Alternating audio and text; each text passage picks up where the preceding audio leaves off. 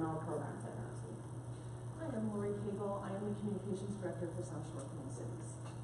Hi, I'm Kathy Sippel. I was on the original Public Outreach Committee that started in 2012, and today I guess my most relevant hat is part-time coordinator for Belleville Next. I'm Maggie Clifton, Community Engagement Director for the City of Belleville. I'm Joe O'Neill. I'm the founding board member of Kansas Planning Community Committee, president of SP Consultants.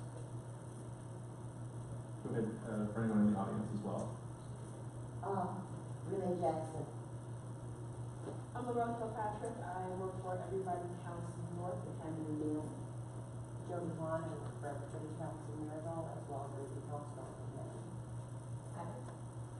Kelly Eno, Legacy Foundation. George Koppel, Union Township Trustee. And Justin Keel, Nursery Treasurer, and as it pertains to the Outreach Committee, owner and publisher of the Regional News and the Westville Indicator. Okay, we'll get started with the meeting participation survey. You want to give us the overview? Sure. NDOT requires that we do a questionnaire, and so it's available in the bag. I apologize if those weren't out earlier, but please on your way out, if you could take a moment to do that meeting participation survey, we'd greatly appreciate it. Thank you. Okay, moving on to public comment on agenda items. We have 3 people signed up. We asked, in the interest of keeping this meeting expeditious, that you limit your comments to 3 minutes. The first person on the list is Ms. Kilpatrick. Yes, that's me. Okay, you have the floor. Thank you. So first, I get by a request of the public. I use one of my few moments. The request is that if you all can speak up, because it's a large room. 3 minutes kind of spread out, so if everybody can speak up, that would be great. The first thing I want to speak to, I guess, is the fact that I'm not sure about the publicity for this meeting. But maybe something different wants to be thought about in terms of publicity for the meetings. Because I was actually surprised. I just looked around and I assumed there were people sitting behind us. But I know for the community of people that I serve, they're absolutely affected by every aspect of what this agency does, specifically the particular at-risk community of folks with disabilities in Hammond. This would be great for them to regularly attend. So knowing that and setting up transportation, and I'm sure that's something that's not a new comment. I'm sure that's been a comment that's been made and that's been put on the record before. But it would be great to hear some, movement on that in terms of being able to get people here for that. In terms of the placement of public comment before any business actually takes place, I'd like that to be rethought too, because what exactly are we expected to be commenting on if no conversation is taking place? What's the comment supposed to be based on? It is pretty standard protocol for the meetings at this time. If it's something we'll take Does into it work? consideration. Is it effective? It's a good question.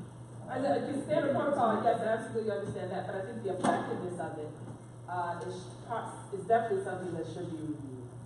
And then there's something else. Okay, thank you. Thank you. Next up is Ms. Jackson. Okay, sort of almost repeating what Ms. Kilpatrick just said. I want to know whose bright idea it was to put the public comment at the beginning of the agenda before the agenda items have even been spoken on. It sort of lets me think that you really don't want our opinion on what the agenda is on if we don't get a chance to actually talk about what you talked about or discussed. So that's not a good look. That's not a good look. It just seems like it makes you seem like you really don't want to hear from the public. You say that the stakeholders in transportation planning and policymakers, this meeting is designed to include the stakeholders, and your outreach to the disabled population is really lacking, and we are major stakeholders in this planning policy. So that's one of my concerns. The January meeting was supposed to be about populations to reach, which again, that's the underserved and the disabled population, that is not being reached. The March meeting is supposed to touch on low attendance, which we've talked about. I've been coming here for years and years talking about and complaining about the same thing, and nobody ever listens because nothing is ever done. And it's always about the public participation plan, the low outreach, the non-connectivity with the public. You say you want to connect to what you hear and what you do, but you're not doing what you hear because we've been telling you, and you're not doing it. You want to, you say you want to obtain the public feedback. Well, I really hope you mean that this time, because the last time we came in 2013, you had police calls on a half a dozen of us to intimidate us. And that was not a good way to bring the disabled population and other populations in here to voice their opinion and give you their opinion if you're going to have police here to intimidate people. And we asked for an apology, which we never got. So, again, not a good look for you guys. You're supposed to keep us informed, which that doesn't happen. You're supposed to work with us. That doesn't happen. You're supposed to look to us for advice. You don't, we give it and you don't take it. We've been coming for years, like I said, and complaining about the same thing, telling you what populations to reach, how to reach them, how to get to them. I'm Vice President of the Mayor's Organization in Gary. I've talked to the ones in Hammond and the ones in East Chicago. They didn't get any notification. I'm commissioner on the Board of Commission for the Human Relations Commission. They didn't get any notice. I mean, my friends that I talked to from NAACP, they didn't get any notice. So if you really want to notify the public, who are you sending the notices to? My office got it just 2 days ago, which is barely making the 48-hour requirements. So, you know, if you really want to get the public, you got to give sufficient notice, because a lot of people have to make transportation arrangements. Because again, you're not in a location where people can take public transportation here. So, not a good look. Not a good look. Thank you. Thank you for your comments. To address a couple of those, we always encourage everyone to sign up for the newsletter. Thank you. I know that this has been posted on NERC's website for quite a while, but the notification, at least 2 of them went out that I've received. We encourage everyone to submit feedback. There's lots of opportunities throughout this whole entire process, not just at this meeting, but during all the plans that we do. So we encourage you to submit your feedback to NERC staff and during the planning process. Next up is Ms. Fawn. Okay, and I'm going to speak to actually what you just said. I'm looking at your outreach plan here, and one of the major threats in your outreach plan is low attendance, hard to reach people, and lack of resources. Number 1, everybody counts as a huge resource, but you refuse to work with us and let us be a resource to you.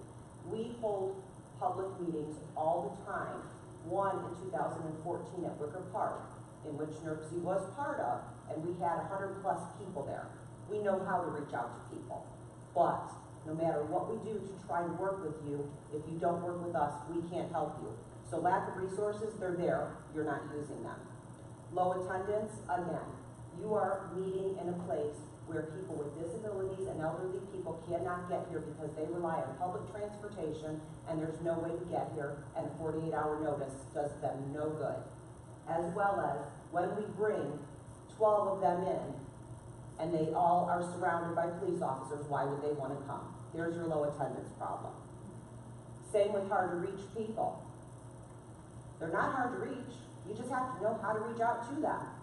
Again, and do it again. And if you would resource with somebody who knows how to do that, which is what we do at Everybody Counts, and the people that we reach are the people that you should be trying to reach, that you say you want to reach. I just have to also say that one of your goals is to represent underrepresented and protected communities. Who is that? I'm assuming that's the elderly and the disabled, but I don't know because you don't define who that is. And it also says the protected communities. Who's a protected community? Person, who's a protected community? I imagine this would be federally designated protected classes? Yes. I'm sorry, what? Federally designated protected classes. Would you like to elaborate, Melanie? And that would be? Sure, so in regards to NEPA and a number of our transportation bills, so that's kind of language that we're taking from those acts overall. And so that requires that we have significant outreach to underserved and traditionally underserved communities and protected classes, protected communities. That is by federal law. Okay, so what outreach have you done to those communities? Because we work in those communities and nobody in those communities know anything about these meetings.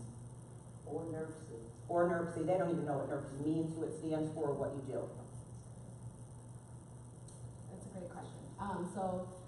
I've only been here for a little bit less than a year. I'm sorry, Dominique, I'm Jody, we haven't met yet. Okay, well, it's great to meet you, Jody. And so I haven't been here for very long, for literally, it'll be a year in March that I've been here. And so we are trying to increase the organization's visibility through doing different methods of outreach and things like that. So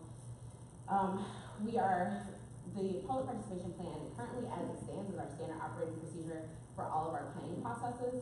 So we try to utilize that as fully as possible. And so today's discussion will really be revolved around some of the complexity, the challenges, and those gaps that you guys are talking about, right?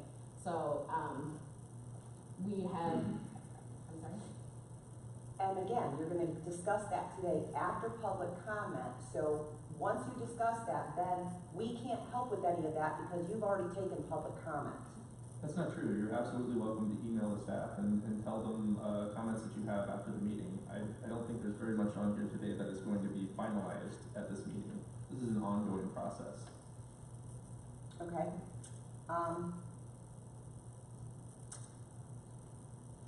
Okay, I'll just sum that up with, again, usually public comment should be held at the end of the meeting so that you can comment on what's been talked about at the meeting. As far as emails, I'd be thrilled to have your email because I would like to send you probably 3 or 4 dozen emails that I've sent with questions that I've never got answers to numerous people on the NERC staff. Thank you for your comments. Could you post a kind of a Q&A maybe page somewhere where questions that are submitted, and everyone could look at them and see what kind of responses there is, just as a. Yes, of course. Just one thing I wanted to speak to, one of the comments that all of you shared, and I believe this was initiated at the commission level a number of years ago in response to concerns that taking public comment at the end meant that we'd already taken all the action on the agenda. So then the comments could only be after we already acted. So we moved it to the beginning intentionally to hear what people are concerned about so that could influence the further discussion of all of our committees. Clearly, you know, as we go through this process, this outreach committee can advise the commission to consider changing that. So that's an example. If we wait to the end of the meeting, we've already done whatever we're gonna do, and the comment doesn't influence the action. So that's the logic behind having it at the front. I'm not, in any ways. So there's a reason. It's not just there just for no reason, but certainly as we go through the outreach committee process, we can advise the commission. That's to put it back, yeah. Can I just speak on that? I understand that, but just now it was just said that no action was going to be taken, so moving them to the beginning so that action can be taken, but then we're saying no action is going to be taken. I didn't say that we weren't going to be taking any action. I said that there wasn't anything that was overly substantial here. We're approving a business plan today. We're going to be continuing to review the public participation plan over a longer period of time, I believe. Okay, I apologize. That's not what I heard. And I just want one more thing. Limiting 3 people to 3 minutes during a meeting when you only have 3 people that have signed up to speak, I just want to say that that's very disheartening. I don't think we've actually followed the 3 minutes that we No, were but that's what was said. But if you want our input and you want to hear what people say, 3 minutes and we have 3 people sitting in here, and maybe perhaps making your meeting a question and answer where the public can also participate. Thank you for your feedback. Moving on, we're going to the outreach committee overview and discussion of the business plan. I believe there's a staff has. Yes, and so again, thank you guys so much for your comments. I really don't want you guys to feel that you have been discredited or any way. We just want to make sure that for the sake of time and for respect of everyone's time, that we're moving along with our agenda. So next we have the business plan.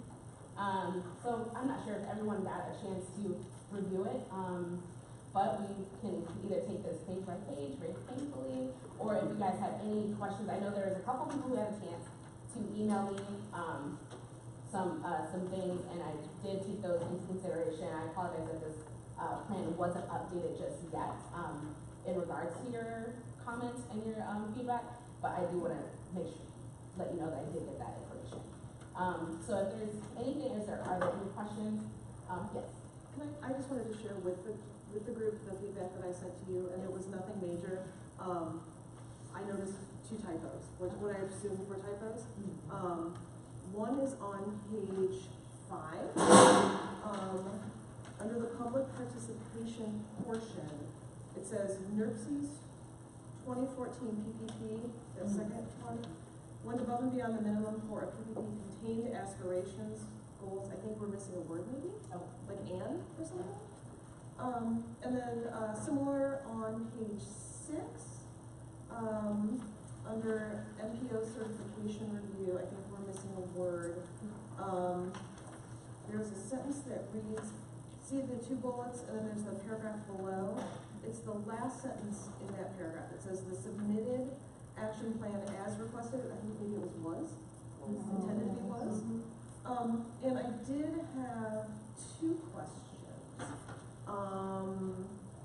And this is more for discussion, I suppose. I'm just more curious. This one's not as important for the work of this group. But the content-rich public meetings on page 7, I know that the full commission is moving toward a more quarterly meeting structure with more content-rich, and I was curious as to whether or not subcommittees were planning to do the same. That was more a curiosity than anything. The full commission was already on the quarterly schedule, but the executive board was looking towards doing that, Right. and that didn't happen then. When I was at when I attended the last meeting, I'm not part of the last meeting. I know that was part of it. I believe a number of the transportation committees are going to move toward quarterly. We have on the agenda at the Environmental Management Policy Committee to actually discuss that tomorrow. I will be there, and I'm on that committee. So good. One more thing, on page 9, there are 2 tables, and I and my colleagues, and maybe this is something that we will discuss as we go through this, we're having a hard time defining target population group in table 3, and the discrepancies between that figure. So for example, if you look at minority, where it says 172,539, but in the table above, it's 270,519.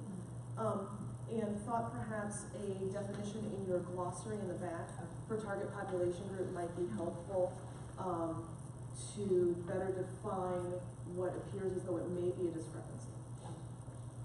That's it. Thank you. Thank you. Go ahead. Alright, so I feel this is my first meeting, and I feel like I'm missing kind of an overview of what we're doing, exactly this will be kind of laying out. Just kind of, I read through this, but this is kind of a... I would second that. I was thinking it's like I feel like I missed 30 years of history. Did you guys get like the grand overview of why this committee exists? Well, I can do that. Is this an ongoing committee, or when's the last time that we met? Kind of been revamped. We had a task force a few years ago that advised we have an outreach committee. Due to changeover in elected officials and a lot of staffing changes, this is the first time we've actually managed to convene the outreach committee. So because of some of the questions that the commenters have raised, that maybe some people aren't getting all the information they should, and we're not really reaching people. So I would also comment, we have two of our NERC commissioners here right now. We just had a new commission in January, and they'll kind of have an opportunity to select. We may get more commissioners added to this committee, depending on how they get assigned. But anyway, so we have a requirement from our transportation side to have an official public participation plan. So one of our goals is to take a look at that, and probably simplify it. Coming at things from the environmental side, a different perspective to this, like, we learned this in stormwater regulations, that people made aspirational plans, but once they put them in a permit, they were mandatory, and that people were like, oh, we were just, planners are dreamers, more so than maybe people who on the ground who do stuff. So one of the things we need to do is, ground truth, that public participation plan, is it feasible and doable? And then, so that's the main purpose of this committee right now. And we have some deadlines where we have to complete that work. If that goes well and is productive, we could continue to talk about more creative things, talk about that aspirational piece that we'd like to do, but right now, the initial focus is going to be help us with the public participation plan. How do we confirm that we're getting our messages out? So overall, because as this counselor said, most people in the general public don't know what NERC is, and what we do and can't do, and what we aren't in charge of everything. You know, we have limits to what we can do, what we can. So just to follow up on that real quick, if it's okay, with the public participation plan in discussing, learning about particular NERC initiatives, or about what NERC is, or what, I mean, what exactly is the public, do we want the public to participate in? The public participation plan is officially specific to our role as a metropolitan planning organization, which plans for transportation infrastructure.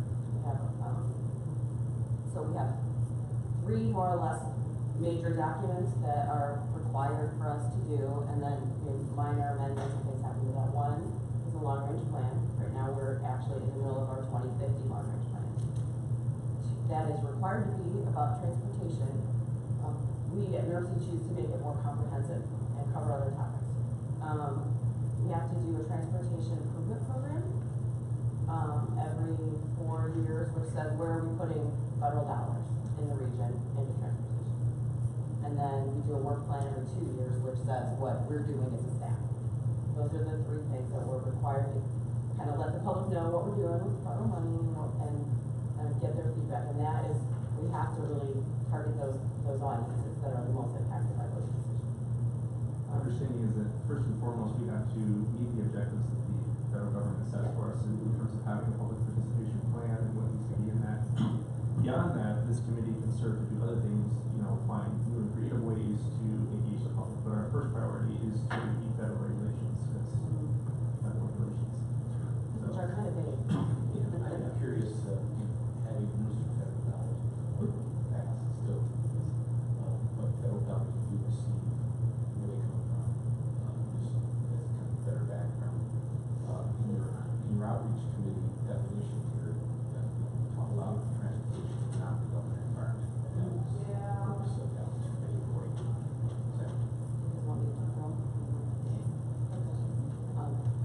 So, our enabling legislation from the state requires us to do regional planning for transportation, environment, and economic development. I would say 80 to 90% of our funding comes from Federal Highway and Federal Transit Administration. And we allocate how many $1 million a year? $20 million a year, I believe, on the Federal Highway side, across Lake Porter, LaPorte County. And I do not know off the top of my head the transit numbers, but millions of dollars on the transit side, which we basically split with Chicago. We have an agreement like their counties and our 2 counties, and then we have a little bit for Lake County or LaPorte County. So the public participation plan directly pertains to those monies, and local governments and transit operators apply for what they want to do, we try to guide that towards the things the region wants. That's the kind of push-pull that we have. You know, the region, we go out to the public, we get a lot of input, but ultimately local governments apply for projects. So anyway, I don't know if that's it. Is that enough detail? Okay, $1 million, share is kind of statistical metropolitan area. Yeah, so we have two statistical metropolitan areas. Lake and Porter are bundled up with Chicago, and then LaPorte County has its own little pot that all by itself. Which That's is, $1 million comes from Chicago here. yeah, I don't know the transit numbers off the top of my head. I'm looking at Kelly, she probably doesn't know either. And so, it's, right, it's on a, was about 1.57 billion for 4 years. yeah, for a 4-year tip. Yeah, and it's worth noting that some of that is state, Oh, yeah. transportation projects that Yeah. we don't necessarily have a lot to do with how they decide what they're gonna do. So, the Transportation Improvement Program is the thing where no federal dollars can be spent in our region on transportation unless the project's in the Transportation Improvement Program. So NDOT wants to do stuff, they have to put it in our Transportation Improvement Program.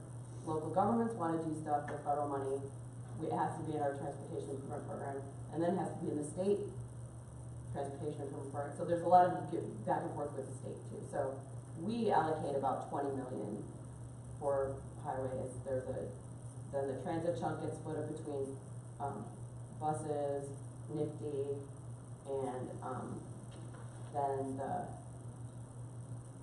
that's all. And I just don't know that number off the top of my head. And You can get that information. Some of the feedback for the business plan was to actually add like a funding section to this, so to kind of break down everything and hopefully, you guys understand, but some of that language that Kathy is using in regards to UPWP, the TIP, the long range plan, that's all in here. And then just one other kind of contextual question, I don't know if I missed this at the beginning, but I wondered, could we have a sense of who you all are with respect to NERC? I mean, are you all part of this committee, or you all are different than the committee, or? Yeah, you might have missed that part. We did introductions like. Okay, don't worry. Sorry. No worries. But yes, these three are nurses. Okay, got it, Two okay. commissioners here. Perfect, okay, great. And I would say our commission is composed entirely of elected officials. They're required to be elected officials. Every local municipality in Lake Porter and LaPorte County have an elected official on our board if they choose to do so. They're supposed to. And then we have a couple of townships, Union Township and Porter Township, that also get a representative. We have no municipalities. Right. We are the municipality. Each county gets 3 representatives, the county surveyor, 1 person from the county council, and 1 person from the county commissioner. And the governor appoints 1 elected official, ours happens to be, House Representative Saleh. So that is ultimately the decision-making body for our organization. They make all the votes and they ultimately decide. And then we have committees made up of like road engineers that argue about road projects, and we have an environmental committee that talks about environmental stuff, and then, this outreach committee is intended to kind of bring it all together. Like what do people wanna know? I do think people are more interested in the money. We went out and did some pop-ups. People got kind of more interested in that. People don't know that the funding for example, you guys are from Buffalo, the funding for the Green Line and the Dash is allocated through NERC State. Funding for the Michigan City Transit is allocated through NERC State. So. Excuse me, Jessica. Since, I think to Kate's point, since 3 of the 12 of us came in after introductions, do you think we could quickly do them again so that we know who else is joining us as well? For everybody's benefit, do you think that would be okay? I don't wanna be out of order, but. My name is George Topple. I'm the Union Township trustee in Porter County, and I'm also the secretary for the executive board. Justin Keel, Nurse Treasurer. Dominic Edwards, Public Participation Plan. Mary Thorne, Nursery Staff, I'm the administrative assistant. Kathy Luther, I'm the Chief of Staff and Director of Environmental Programs at NERC State. I'm Nate Laux, I'm a pastor in LaPorte, and I run an organization called the Pax Center. I'm Lori Cagle, I am the Communications Director for South Shore Twin Cities, and I'm on the New York City Environmental. Kathy Sippel, I know you, here with my Valpo Next coordinator hat on. I'm Heath Carter, I'm on faculty at Valparaiso University and the chair of the City of Valparaiso's Human Relations Council. Maggie Clifton, Community Engagement Director for the City of Valpo. Joe, I'm a member of the Hammond Spend Community Committee, president of MSP Consultants. Kelly Arrow, Vice President, Legacy Foundation. And Peter, there's Oh, people in the audience. Renee Jackson, everybody counts. Hey, how are you? I didn't see you over there. Loretta Kilpatrick, everybody counts North and Hammond. Jody Hong, everybody counts, both Maryville and Hammond. You do that. Gabrielle McKinnon, nursing staff. Kelly Wenger, South Shoreline. Okay, thank you guys. Thank you for doing that, I appreciate that. Okay, so back to the business plan. My understanding is we have some changes or suggestions. What type of action is NERC looking for today? I know we have federal targets that we're trying to accomplish here as well. Well, as there were just some minor changes that were suggested, we were hoping to move to approve this business plan, as this business plan only really serves as a lot of background information, historical information. I really would like to add in that funding section to really better tie in the conversation so that we understand what that means on a financial level for the agency and how kind of the outreach committee plays into that role, and what that means for like our public participation plan, which is our standard operating procedure for all of our planning processes. We are hoping to move to approve this plan today, but of course, given some of the things that need to be added to it, if the committee doesn't feel that this should be approved today, of course, we can vote on that. I think that the part for the committee, it starts on page 2, is the proposed activities. That's the part where we thought we might be able to accomplish. That's the part of the, I feel like we need to either, if it looks reasonable, we could adopt that, or people need more time for background, or. Feedback. Especially those who had a chance to review it. Mr. Almila, I know that you didn't have really a chance to approve it, or not approve it, but review it, and then there's a lot of folks who are coming in who are really brand new to this conversation. We could also, move on to some of the certification review items, and if people aren't comfortable adopting it this month, we can do it next. And I would suggest if we are comfortable to make a motion to approve it with amendments as directed by the committee, with what Dominique said about funding, perhaps some of the changes in language that I suggested if folks are comfortable with as well. Just page 3, I guess I wasn't sure if we were done with our input, but for the SWOT analysis, kind of taking into consideration some of the audience members saying that, they are a strength and they are a resource for us. I wonder if we might include them in particular, but noting community organizations that are willing to be a resource for us under strengths. Well, how are we, and do we have a plan, and maybe it's, I apologize if it is, but to get feedback from community members who aren't able to attend these meetings? A plan to get feedback from community members who aren't able to attend these meetings. A plan to get, so typically we do, so as we are developing like our public participation plan, we typically have public comment that goes out, but of course you have I can provide my contact information to, again, get feedback from the public as well. So I am very open to taking consideration feedback from the public and from community-based organizations. Maybe it'd be helpful to give a brief overview of how we currently put out information. Sure. So there's a number of different methods that we utilize. We primarily utilize social media. We have newsletters that go out to our contact list, which you can also go to our website, and also our website is a hub for information as well. And so if you aren't currently subscribed to our newsletter or subscribed to our contact list, you're able to go to our website and subscribe to our communications. We have several different social media platforms as well. Massive email blasts that we utilize, and then we also kind of for our internal purposes, we utilize like a digital project plan as well.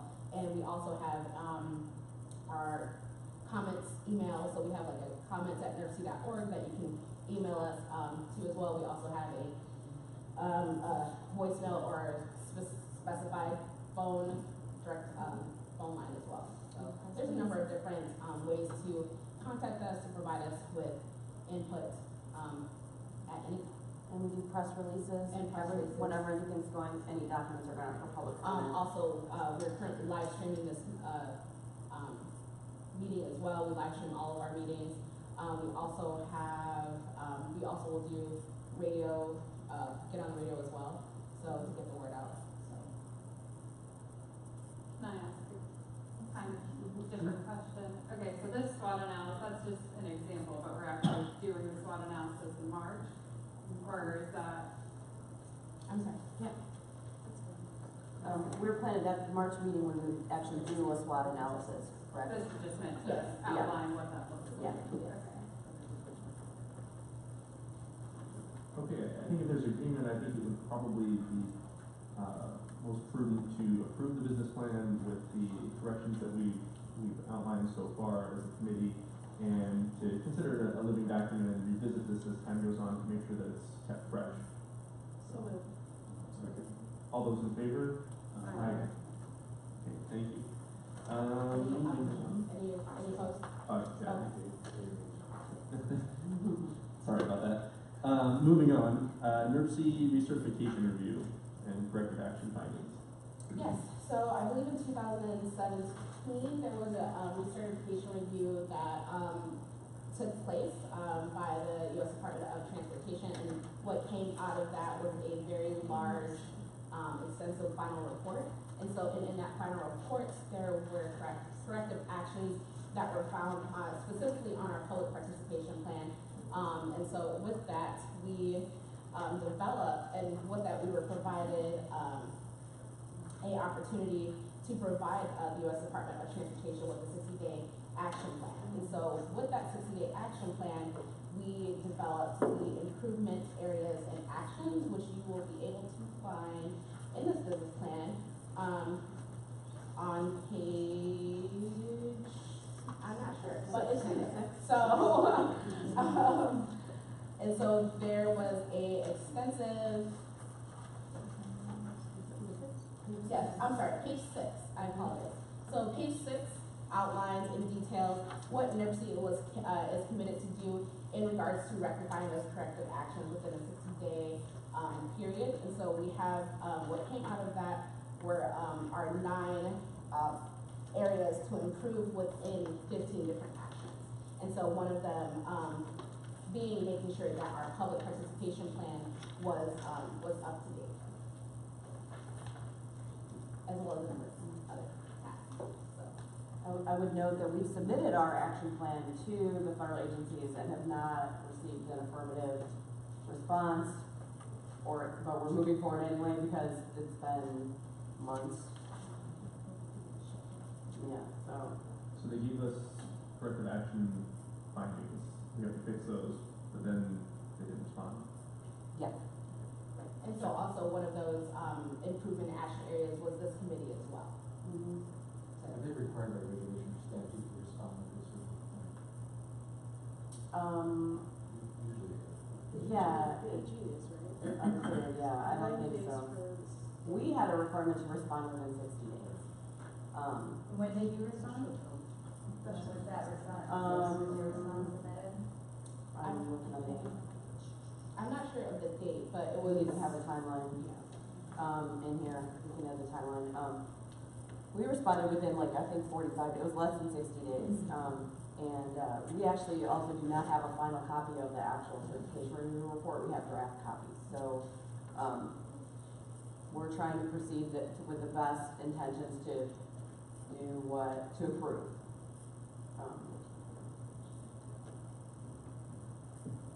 And all of the things that we have in the list are good things to do anyway, right? Work on our list, get better training, have this group, so they're all good things to do. It's good for us to do them all.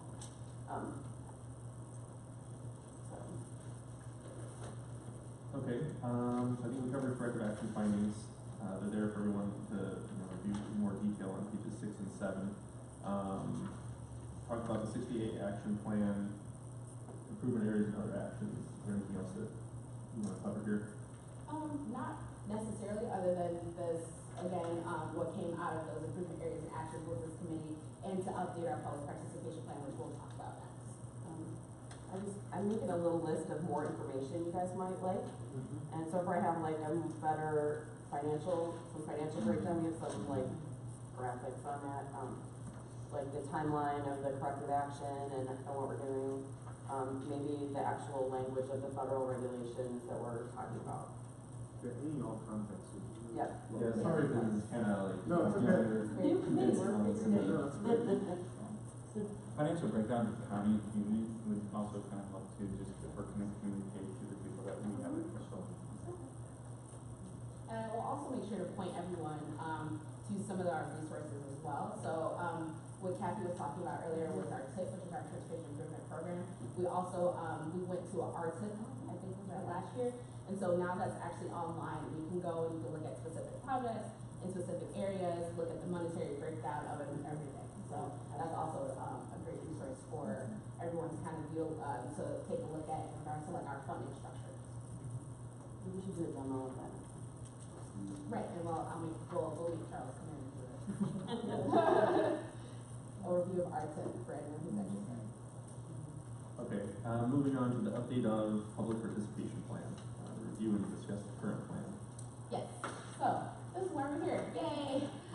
So our public participation plan, which was adopted in 2014, is designed to be our standard operating procedure for all of our planning processes. I have said that 10 times, 45 minutes. I'll probably say it, you'll hear that a lot. So in regards to our the public participation plan, in the certification review, it was found that again, we had corrective actions in regards to the plan. And so really we want to review this plan to see and really begin updating it because it's out of date.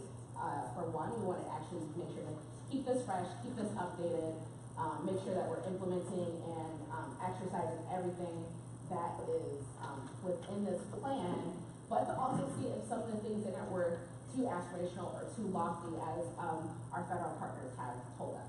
So we were advised to perhaps potentially scale back on some of these things that were in the plan and to really try to, keep the meat and potatoes of it, but also make sure that we are, again, in compliance.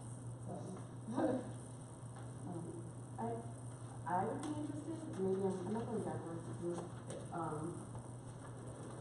and this is for me feedback, like on page 10, we have some data on, some of our outreach activities, and some of you guys I know are really experienced at like social media outreach.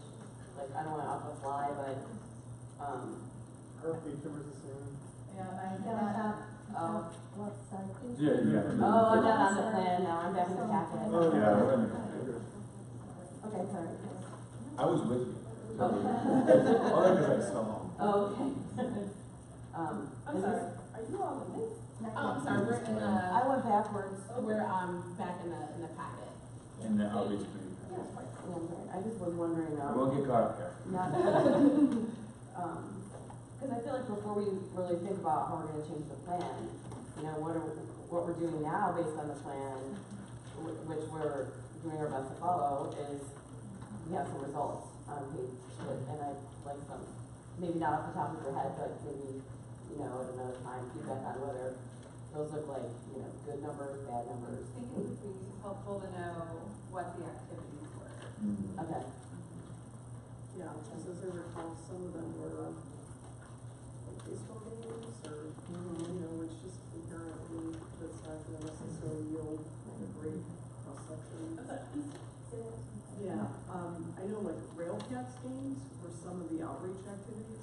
They were not necessarily, my favorite one. I didn't know that was gonna draw a representative group of people. That was the old process in regards to when you guys, okay. Right. when this was initially developed. Right, so I did have some Yeah. concerns about the types of events, but I think having full disclosure about what they were would be good. And also, I'm wondering if we can segment, the emails at all, do we know what those are by zip code or any other breakdown? Oh, The emails, like, do we know? If you input it into your system, you've got constant contact. yeah, we Yeah. email is constant contact, If so. if you put in your full address. We have mailing addresses.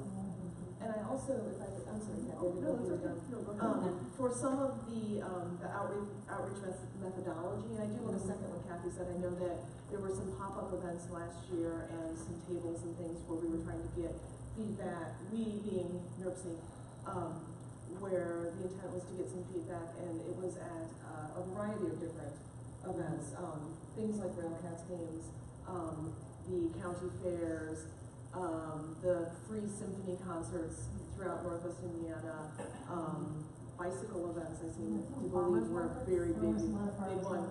But, I think having an indication of where we've been and how it's worked might be helpful, so I second that. As for, outreach, I'm not sure these numbers tell the whole picture. I manage 4 different social media pages for my company and our nonprofits. I also do our social media, our e-blast, things of that nature. And there are a lot of metrics that kind of, when you go below the surface, give you what's really happening. So how many are bouncing back?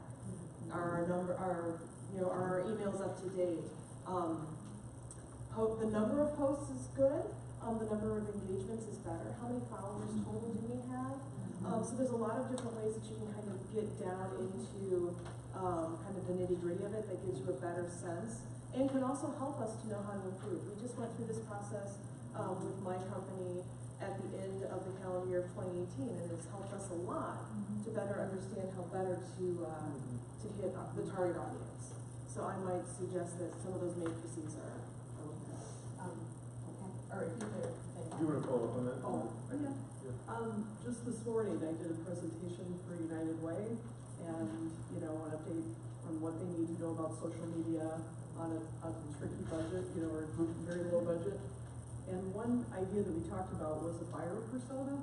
So this is a percentage of our whole population, but we don't really know how well it squares with these maps where we're trying to reach specific populations. So I think developing a buyer persona, target audience persona that represents, let's say, somebody from Everybody Counts, or, an elderly person, or somebody that's impacted by an area for environmental justice, making them representative, and then what are the clubs or events that they would be going to. I think it would be a lot easier to fill in the gaps by reaching out to people who have those people in their emails, asking them intentionally to share, And So then, and then once you develop that persona, then how do you target those individuals? And so if your persona is you're trying to reach the disabled population, then, who are the organizations that are working with those populations? If you want the elderly, reach out to Meals on Wheels and, have them kind of help with your outreach and engagement strategy. And then just beyond the social media insights, I'm a big proponent of measuring the final outcome on Google Analytics using Google Goals. And then you can kind of own all of your social media satellites and look at how can we harness the power of all of our various platforms to move the needle on sort of a campaign level. Because to me, this feels too big, and we would need to almost look at, reaching disability community as a campaign, or elderly, as a campaign, to make sure that we're really infiltrating those specific audience. I am complete. Do you want to respond? I was going to add, I think the challenge of getting people to participate in government is not unique to NERC by any means. I mean, I go to probably 30 different government entities meetings each year, and there are a lot of meetings where I'm the only person there. I went to a township meeting not too long ago, and I was the first person to show up to a meeting of theirs besides the board members. In like 20 years, the board member told me. I'm like, whoa, okay. And it's not like they weren't telling people in the meetings where, people do, they just feel compelled level to go. So I think having some sort of metrics of what is an ideal, participation, what are other MPOs finding is a good percentage. I mean, maybe maybe we're doing well compared to other MPOs, maybe we're not, I don't know. Well, but that's why I asked too, like, what are the ways that you're engaging other than having people come to this meeting? Because you're right, people don't go to local government meetings, and a whole host of reasons. But people aren't opposed to giving their opinions. And so how are we, seeking their opinion outside of just having them come to the meeting and, I mean, we've looked around at other MPOs, and particularly in Indiana, we're doing, most of them do public comment periods, one public meeting in the region, done. I mean, do absolute minimum. So compared to our peers that we're typically compared to, we're like rock stars, but we still get a corrective action. So that's, we want to do better. One of my questions is, one of the, I think, challenges, and some of you represent groups that have big list groups of followers. If we're sending out information to people on our list, what is the incentive for you guys to send them out to your lists? Because that's where we find we do send things to people, and if they don't open it from NERC because they're really busy, I'm really busy, everybody's busy. So that is, I think, where a lot of the change are working. We send notice, we send the things we have. Everybody counts people on our distribution list. We can see that the emails got sent to them. If it doesn't go out to the members, so how do we make people want to pass it around unless it's useful and, Yeah, I think if I'm understanding these charts correctly, the bottom is the different methods that we use. So if there were 15 public meetings, right? And then the top is the number of people that were engaged through these different methods. Is that right? Yes. So in the public participation plan, we also have like a demographic form that we utilize throughout our public meetings and our pop-up events. Yeah. So and we were able to track some of those demographics. So I think there would be a lot of room for growth in these numbers if I think that one of the keys for engaging different publics is, do they know? I don't think people know what NERC is. And then I don't think they have any sense of the stakes at all, or how in any way this is relevant to their lives. And so I think, the way to, I would say there's no reason why NERC couldn't have that many impressions on a single post on Facebook, for example. 10,000 impressions, you can get that if you spend $10 probably, and get 10,000 impressions just by spending $10, even if you only have 100 followers on Facebook. So I think there's a lot of room to improve, but I think that the key is going to be finding ways to communicate to people why this matters and why it matters for their lives. And I think you need to connect with people. It would be great to have like a session with leaders from across the region who are connected to communities on the ground, where you help those people to understand what the stakes are and what NERC is doing. And then, I think I think there's a lot of ways that we can talk about this in more depth as we talk about the public participation plan, but if you want to talk, if you want to reach the elderly community in Valparaiso, well, go to Pines Village, go to, and have a meeting there, and you can have connectivity there, I think my experience with the Human Relations Council in Valpo is that people are involved and participate when they feel like there's something going on that matters for them. And then we get lots of public participation when that happens. But we also have meetings where no one shows up because they're like, I've got soccer practice tonight, and I don't know why I would skip that to come to this. well, and, we've done, Legacy's done on the table community conversations for a couple of years in a row, and transportation has come up as one of the top issues every year. And so, obviously it matters, people care about transportation. And so, but what does them showing up to this meeting or giving their feedback, how is their voice being heard in the process? So not just how to because they know transportation matters. But I think some kind of like clever marketing that's like, the way that you post it on social media, for example, it has a hook where it's like, are you concerned about getting around in your, you know, I mean, whatever it is, you know. You're saying that the posts that say the Northwestern Indiana Regional Planning Commission is soliciting your feedback No, on the that is not gonna work. period. Right. Is Not enough of a hook. Right, I mean, yeah, I just give one quick example. I mean, Our lawyers are shocked. over the summer, a number of Valparaiso residents did a wheelchair challenge where we tried to get around in our community in a wheelchair. Thousands and thousands of people engaged with that. It's a transportation issue, it's an accessibility issue, right? Thousands and thousands of people, because it was interesting, and it was like people that they knew engaging about a topic that they understood mattered for, maybe not their life, but for a lot of people that they knew's lives, you know? So I just think there's just gotta be some creativity in like getting people. And everything that you're saying is getting me excited. Justin and I have journalism backgrounds and publishing backgrounds. I was a reporter at the Times newspaper for over 20 years.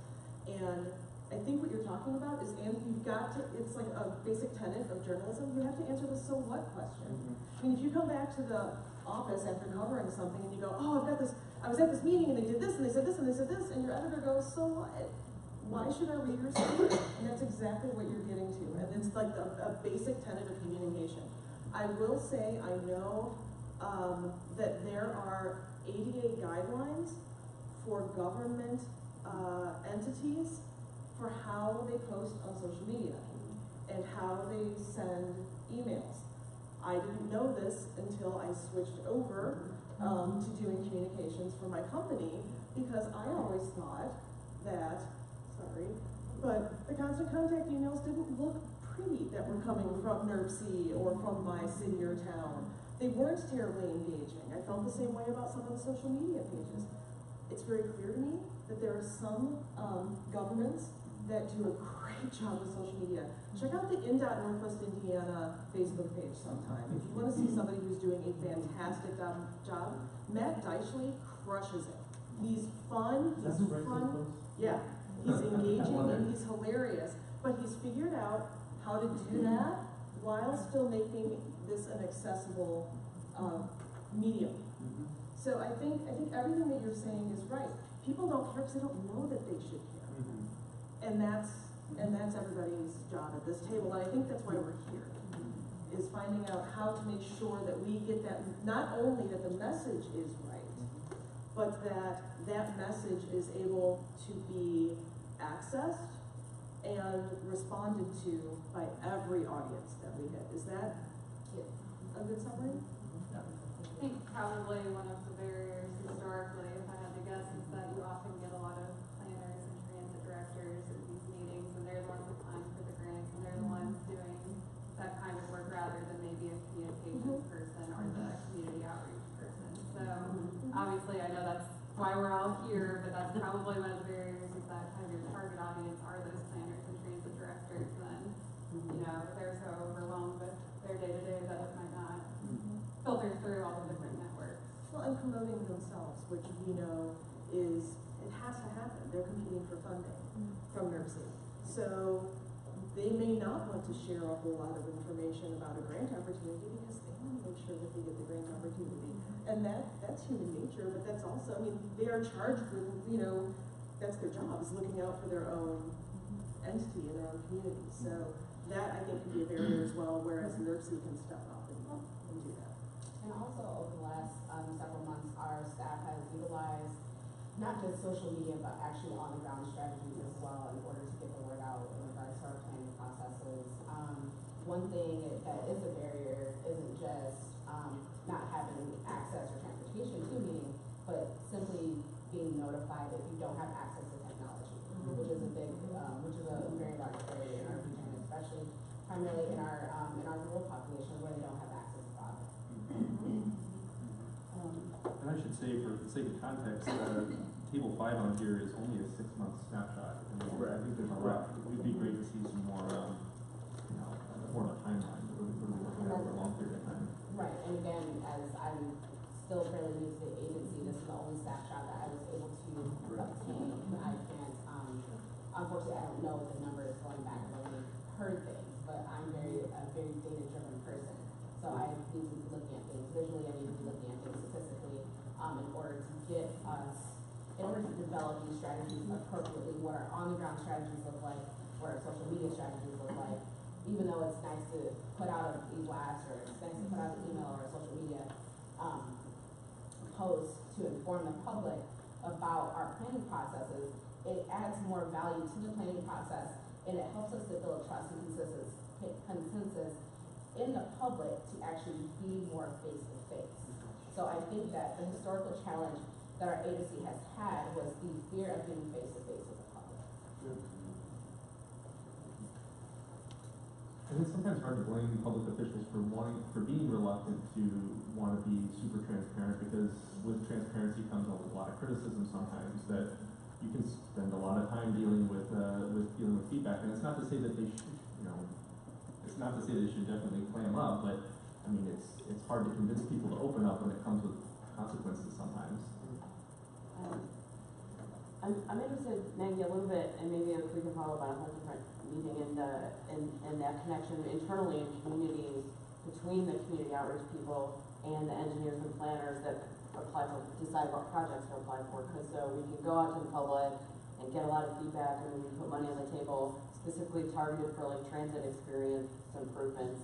And I don't think any of the operators applied for it because they're trying to keep the buses running, so that, to me, that's a disconnect. Maybe they could get more money and keep them running if they worked on that experience piece, but and I don't know, it might be different in every community. That one person's applying for the money because they're the technical person, and so we get public input, we try to respond to it, but ultimately it does come down to the local government officials who decide what they want to apply for and what they want to put their match. Well, I guess that's what I'm kind of wondering too, as I'm listening to all this, and that, like, cause NERC is kind of the intermediary. So I'm trying to figure out how much of the weight of public input falls on NERC versus, like, I know GPTC went through their whole public input process, and even Hobart, when they did their transfer, and I just know Lake County, but Hobart, when they did their plan for transportation, went through a public input process, and local municipalities are going through public input processes. Legacy went through public input on transfer, so how much of that are people inputted out, and how much are we actually utilizing the feedback from all of these other channels that you're working with to feed the plan? I can say that, to your point in regards to like getting that feedback and like how valuable is it. So when we, for example, we started our engagement for the 2050, folks were again very hesitant and giving us major criticisms when we started that process. But actually, what we did in our initial public engagement period was we went out and did the very standard public meetings, looking at our draft language from the 2040 and revising that, and we got some very valuable input from the public, and what came out of that is our critical paths. And so our critical paths has driven the rest of our development of our 2050. So we can show people that there is value in their input, but again, that takes us increasing the visibility of the agency, doing just general education for the public in regards to what we do. But are you working with, you're the intermediary, are you working with the entities that actually have more direct contact and access to residents and using their public input processes to inform your plans? Some of that would be difficult because we're working with a lot of different municipalities. There's just not enough NERC staff to go to every public comment period for every other government agency that's receiving funds through NERC. I mean, it's a good idea. I like what you're saying, to leverage their public comment periods to incorporate into ours, but there's going to be some logistical challenges to that. And I feel like that's kind of the thing where we should explore a lot more, but I don't think it would count for our legally required public participation plan, which is why we're sort of making some lines there between this is what we have to, what we're saying we're going to do because we have to do it. Maybe it's not the most effective way to do it. We all know around the room that it's not, but that's what we're going to commit to doing because we have to do that.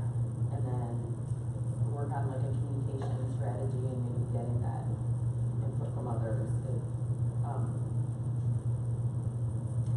it is hard. Because we did have a lot of information from you guys, and how do we put this in here, Right. So how do we do that? Because that would also help all the community groups if they see that their input to their groups is getting upstream, downstream, And I will say too, I sit on one committee, now two, for NERC, but I attend a lot of the others, and I have, you know, in my previous life as a reporter, covered a lot of NERC meetings. And consistently and systemically, I have heard reports at meetings that compile all the data from public input and report that out at these meetings. And Dominique, in her short time here, has done a yeoman's job of doing this. I've received more information about here's where we went, here's who we talked to, here's what they told us, and that has shaped countless hours of work. More than 8 hours on the environmental committee, in helping to shape this and everything that has come down the pike as a result of this. So public participation is taking place. We are hearing back, and it is being used to shape decisions here. Clearly, there's room for improvement, as there is with anything. And I don't think anybody at this table can lose sight of the fact that there are federal requirements that are driving all of these actions, and that we have to meet these federal requirements, and that is the driver for everybody being here. Absolutely. Barring any other comments, I think the next step is to talk about the timeline for adoption. What does that look like? So, the timeline for adoption, well, we're looking at, we're looking at adoption by the commission in July. Oh, I'm sorry, this is on page 3. And so, I'm sorry, in the business plan, I apologize. So we're in the business plan on page 3, looking at the proposed outreach committee activities for 2019. And so, we're nearly completed with our first meeting, moving into March. But in May, we're looking at, the discussion and review of the draft of the, updated public participation plan, releasing that for public comments, 45 days, which will be recommended by our technical planning committee, and then adopted by the commission in July. I'm wondering about that too. And so I'm wondering if this might have to be updated because, again, we did something different with the committee meeting structure. So, it might not be for commission, not July, but maybe August. Which months have we skipped? Did we skip to We July? skipped some months. So, but yes, very kind of expedited, timeline on this project. Although still plenty of time for people to comment on it. Yes, but there will still be time for folks to comment and provide us with their feedback.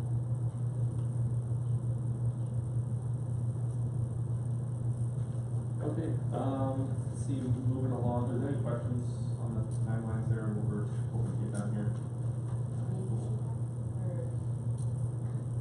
I think that pretty much concludes our agenda, so if there's any other general comments, this is actually looking in there. Did you guys get what you needed from us for this first meeting? I think so. It's a bit of a rough, Yeah. process of getting into the thread of things with this, there's a lot of ground to cover and a lot of context, as there always is with anything federal related. Are there particular things that we can prepare, be thinking about in advance of the next meeting? Say definitely get you the public participation plan, make notes and stuff about items that are in there that, be approved or be added. In light of, we have in the packet, I think, the specific areas that we've got the corrective action on. So maybe look at the plan with that, through that light. Where is that? Is it page 6? Of the outreach committee? Of the outreach committee packet. Okay. Improvement areas and actions. Yeah, and then, I'm gonna try to find you guys, requirement. And our main focus is trying to meet federal requirements. That's our first Goal number focus. one. That's Goal number number one. two. Yes. If we get excited about other things, like I've kind of heard almost an idea like, when we get done, like that's an actual constructive thing to do. It would be great, yeah, if we had the federal Yeah, I would that first, so that all our things going forward are. Absolutely. Okay, I know our audience members have been engaged the whole time. Do you guys have any quick, fleeting thoughts before we adjourn that you want to contribute? I know we're all have busy schedules, but I'm sure you guys have thoughts. So many. Right. So many. So I think that, number one, it seems like there's a lot of talking about populations. Some of them on the deciding committee would be great. I think that with the online engagement, just looking at the demographic, right, table that you all put together, with the online engagement, the majority of them are not online. Also, and understanding that Dominic, you're saying to me, so this isn't really for you. Because as a part of my employment, I've been forced to review the history of the dealings of NERC and the public. You know, I guess, I'm not sure if the outreach committee is new, but whatever comparable committee to it, nothing that has been discussed is anything different that has been discussed for the previous 10 years at least. So knowing what movement has been made from then to now, because of course one employee cannot be tasked with knowing everything. But I would hazard to guess there are some people around that have been here long enough to be able to say, yeah, that hasn't changed. So what about other surveys that have been done? What has changed since then? We're on the 2050 plan. I think when I started working for Everybody Counts, it was still 2030. And I think the question was asked, does the public get to know what happened as a result of that? And the answer was no. So I guess I just really don't understand, and then what the implementation is. So I guess it sounds like the business of this committee is to plan. That's kind of what I overall heard. And I just came from a trip where I drove about 12 hours both ways, and I heard the exact same thing. So in terms of you all not being alone, or that the job of the committee seems to be being on the committee, that's not good enough. That's not good enough. But again, this isn't new. I know there are new people on the committee. This is not new, right? I'm relatively new with my organization, and again, from watching the endless hours of videotapes of nurse meetings, it's not new. Can I ask a question? What would you like to see the job of the committee? Oh no, I need to be on payroll for that. We're not even I need to be on payroll for that. But in order to get that information, I think that there has to be an honest engagement and dialogue with people who have answers to those questions, or at least ideas. So in terms of just, I guess, statistical integrity, I've been in a whole lot of nursing meetings where the result has been the same, where the people in the audience has been us. And I just cannot imagine what data has been compiled from those meetings. Not, of course, all of them. But I guess that's when the whole meeting when we're talking about the feedback from these engagements, I have to be thinking about how many actual people gave that feedback. Because, you know, there's data tricks, and I'm not saying that with any, well, yes I am. I was gonna say I'm not saying that with any intent, but I am, because there's always intent. Even if it's not malicious on the part of the individual, there's intent to make it seem as though the process has been inclusive as opposed to an inclusive intent. There's a difference, right? That's about all I can probably get together at the moment. And like she says, this is not new.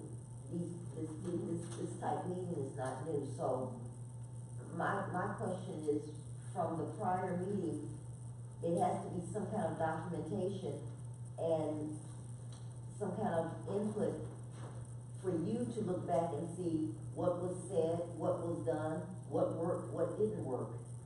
So, you know, I know some of the faces that I'm looking around this table are new, and I do hear some honest intent on trying to change things and get things done, but you have to include your audience and get them to the table. This is not enough people to reach and do and accomplish what you want to accomplish, because you don't have the actual people that need to be here giving you your input.